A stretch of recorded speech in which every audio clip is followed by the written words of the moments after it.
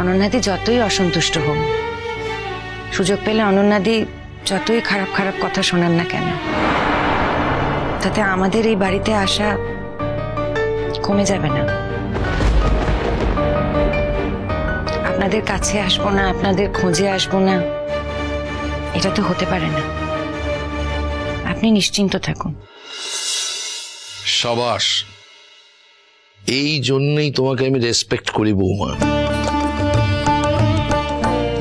তোমার মধ্যে একটা আপাত নরম স্বভাব আছে ঠিকই, কিন্তু বদলে তোমার মধ্যে একটা ঋজুতা আছে, একটা দৃঢ়তা আছে। এই ঋজুতাটাকে এবং এই দৃঢ়তাটাকে বজায় রেখো, কারোর কাছে কখনো হেরে যেও না। আশীর্বাদ করবেন দাদা। আশীর্বাদ আমার সবসময় তোমার সঙ্গে আছে করছি। তাহলে তোমরা চাটা খাবে না? না দাদা, আজ থাক। দিদি আসলে আজকে স্কুলে জয়েন করবেন, আর আমি বরং ততক্ষণ একটু ইনস্টিটিউটে গিয়ে দেখি। ইনস্টিটিউটে যাবে? আচ্ছা যাও, তোমার মনটা যখন অস্থির হয়ে আছে তখন একবার যাও, ঘুরে এসো। তবে যে খবরই থাক আমাকে কিন্তু একবার ফোন করে জানিও, কেমন? একটা কথা তোমাকে বলে রাখি, ও ইনস্টিটিউটেই আছে। নিশ্চয়ই সর্বজিৎদা, জানাবো। তুমি কিসে করে যাবে? নতুন তো তোমাকে গাড়ি ছাড়া কোথাও যেতে দিত না। কি আর করা যাবে অনন্যাদি, নতুন ঠাকুরপো যখন নেই তার মানে তখন গাড়িও নেই। নতুন ঠাকুরপো আমাকে গাড়ি ছাড়া কোথাও যেতে দিত না, তার মানে এই তো নয় যে আমার বাসে, ট্রামে, অটোতে, টোটোতে চড়ার অভ্যেস নেই। অভ্যেস আমার সবেতে চড়ারই আছে। আমাদের জন্য চিন্তা করো না, আমরা ঠিক চলে যাব। দাদা আসছি। তবে আজ যদি আমার ইউনিভার্সিটিতে ক্লাস না থাকতো আমি তোমার সঙ্গে যেতাম। তবে একটা কথা মনে রেখো, আমি কিন্তু একটা খবরের প্রত্যাশায় থাকবো। আপনি নিশ্চিন্ত থাকুন দাদা, ইনস্টিটিউটে ওকে পেলেই আমি আপনাকে ফোন করব। শুধু ঈশ্বরের কাছে প্রার্থনা করুন ইনস্টিটিউটে যেন ওকে পাওয়া যায়। চলো বৌদি ভাই, চল।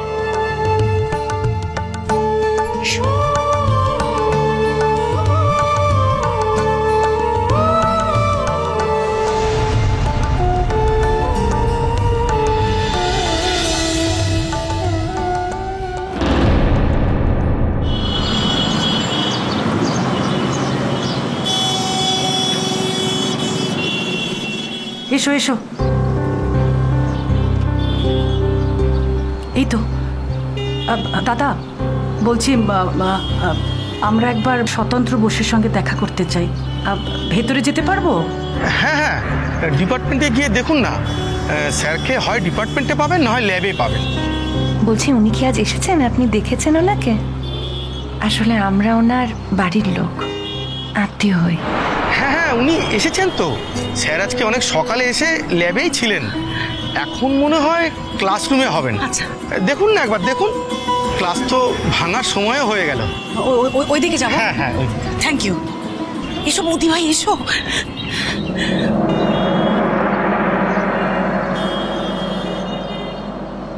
এসো। এসবের কোনো দরকার ছিল না, বলেই আসতে পারতো, এইভাবে চিঠি লিখে চলে এলো। হ্যাঁ, খুব অন্যায় করেছো গো নতুন দা। এই চিঠি লিখে চলে আসা না বার করছি। কে বুবলাই? বুবলাইটা কে শুনি? ওইটুকু একটা 3 আঙুলের ছেলে, তার উপর কিনা রাগ করে সে কি বললো না বললো রাগ। জানি জানি বুবলাই সত্যি অন্যায় করেছে, কিন্তু বৌদি ভাই তুমি কি কম শাসন করলে বলো বুবলাইকে?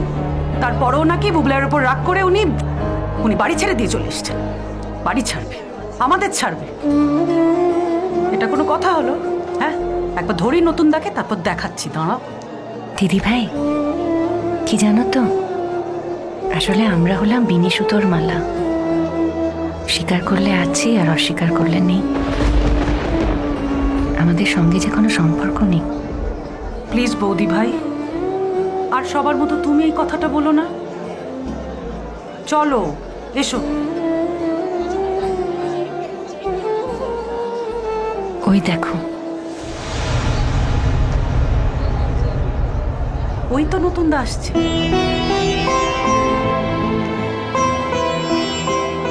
ভালোই তো আছে। হ্যাঁ, না বলছি তাই, উনি তো দিব্যিই আছেন, আর আমরা দেখো শুধু শুধু চিন্তা করছিলাম, ভাবছিলাম ইনস্টিটিউটে এসেছে কিনা। ইনস্টিটিউটের কোয়ার্টারেও থাকতে পারে, জানো তো, আমাকে বলেছিল একবার যে এখানে একটা কোয়ার্টার আছে ওনার, আমি চাইলেই থাকতে পারি।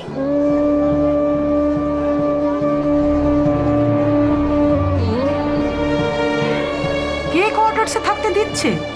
জোর করো না দিদি ভাই, উনি যেভাবে ভালো থাকেন। তুমিও কিন্তু নতুনদার উপর রাগ করছো বৌদি ভাই। আচ্ছা, নতুনদার জায়গায় দাঁড়িয়ে একবার বিচার করে দেখো তো। আমিও নিজের জায়গায় দাঁড়িয়ে বিচার করেই তোমায় বলছি দিদি ভাই, নতুন ঠাকুরপো আমাদের বাড়িতে থাকেন বলে নতুন ঠাকুরপোর পরিবারের লোকেরা তো আমাকে কম কথা শোনায়নি। তুমিও জানো সে কথা। জানি তো, জানি জানি বলেই তো বলছি। অনেকের তো গায়ে জ্বালা লাগে না, নতুনদা কেন আমাদের বাড়িতে রয়েছে, নতুনদা কেন আমাদের বাড়ির জন্য এত কিছু করছে। নতুনদার বৌদির কথা তবু বোঝা যায়, কিন্তু সর্বজিৎদা ওই মানুষটাও তো একটু আলাদা ধরনের, বলো। উনি তো কোনোদিন এরকম কথা বলেন উনি, আর কোনোদিন এরকম কথা স্বপ্নেও ভাবেন না। আমার কি মনে হয় যেন ওনারা আসলে নতুনদাকে এখনো অ্যাডাল্ট বলে ভাবেন না। মানে নতুনদারও যে আলাদা করে নিজের মতো করে বেঁচে থাকার অধিকার থাকতে পারে, সেটা বোধহয় ওনারা বুঝতে পারেন না। আমাদের এই সমাজে না কারণ নিজের মতো করে বাঁচার অধিকার নেই দিদি ভাই, আমরা সবাই অন্যের শর্তে বাঁচি। হ্যাঁ, এই কথাটা তুমি ভুল বলনি বৌদি ভাই, কিন্তু বৌদি ভাই, যারা অন্যের শর্তকে উপেক্ষা করতে পারে, অগ্রাহ্য করতে পারে, তারাই ঠিক বেঁচে থাকার স্বাদ পায়। কখনই বা তা পারে? তখন তো নিজেকে স্বার্থপর মনে হয়। তুমি পারছো? এই যে ডাবলু তোমার সঙ্গে সম্পর্ক রাখে না, তুমি ওর সঙ্গে দেখা করতে যাও না, ওখানে গিয়ে দাঁড়িয়ে থাকো না বিশেষ বিশেষ দিনে। তুমি কি কম অপমান সহ্য করেছো? কি এসে যেত তোমার, তুমি যদি ডাবলুর সঙ্গে দেখা করতে না যেতে? ডাবলুর তো কিছুই এসে যেত না, তোমারই বা সত্যি সত্যি কি এসে যেত? যে অপমান নিয়ে তুমি ফেরো, তার থেকে তো না দেখা হওয়াটাই ভালো, বলো। কিন্তু তুমি কি না দেখা করে পারো? মন কি সেটা মানে দিদি ভাই? ডাবলু আমার সন্তান বৌদি ভাই, সন্তানের সঙ্গে তো অন্য কোনো হিসেব চলে না, বলো।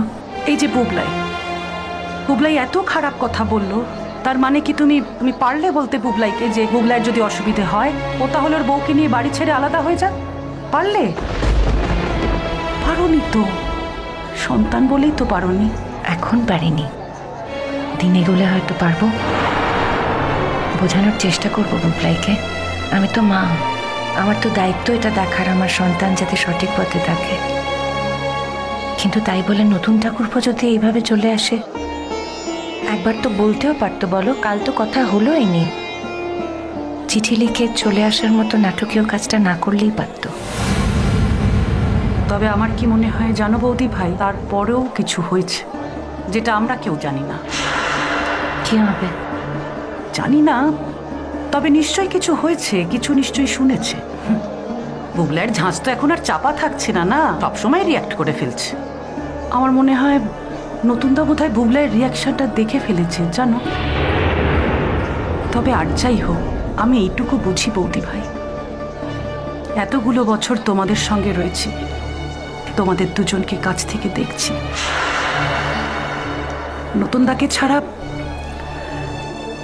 নতুনদাকে ছাড়া তুমি সুস্থ থাকতে পারবে না, সুস্থভাবে বেঁচে থাকতেও পারবে না। নতুনদাও তাই।